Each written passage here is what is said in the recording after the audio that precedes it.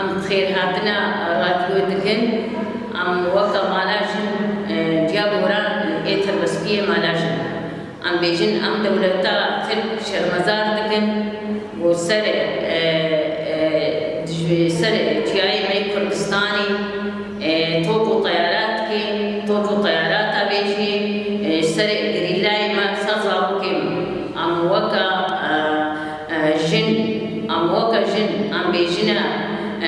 دولتا تل وهوال بندي كرد وبدستي راي ماي كرد وهوالي مشاهيد كن وإيشا سروا دكن أم بيجن حتى نقطة شخنا مدعي كهيا أمي سر ديابن أمي مشي خكن أمي نونيني خكن حتى نقطة شخنا مهيا أريكاريا هوالي خوزا وكي خدكن أم بيجنا إيه باشوري كردستاني أم بيعيب وشر مشترى برا وشتن تدستي تجمنات كري أما قبول ناكن تدربي دستي تدستي تجمني ما بقري تدستي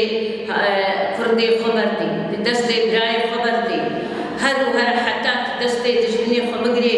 ويدورا تجي ويتجمل تجي فتلي أم بيجن دولتا عراقي رابع شرفا جعبي خبال بكا أم قبول ناكن كرد دستي بكي تجمني إخوة أم راسي بجنة دولتا تل حتى نكتشفينا ما هيا أم دفش زارو كيخوا وإيج جاي خنا بردن أمي مشي خطن أمي سربيابن حتى نكتشفينا ما هيا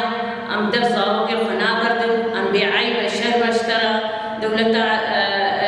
نيتيرفانو ومسعودي بإجتيريا أم راسي بجن عيب شر مجوارا أم بجن جماعة لدك. حكمة حبيب نائب رئيس الهيئة التنفيذية لمجلس سوريا الديمقراطية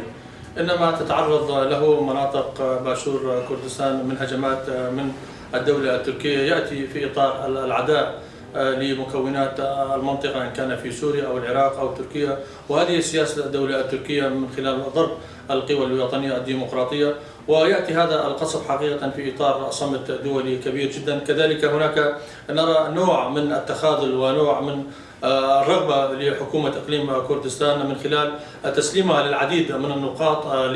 للجيش التركي، وبالتالي يأتي هذا القصف الذي يذهب ضحيته العديد من المدنيين في إطار كما ذكرت الهجمة التركية على المكونات هذه المنطقة، وبالأخص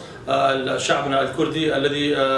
فقد حقوقه في الأرجاء الأربعة. ونحن كمكونات وكمجلس سوريا الديمقراطية ننظر على هذه الهجمات بأنها أولا اعتداء على سيادة الدولة العراقية واعتداء على شعب يطالب بحريته إن كان في إقليم كردستان أو في تركيا أو في سوريا أو في إيران.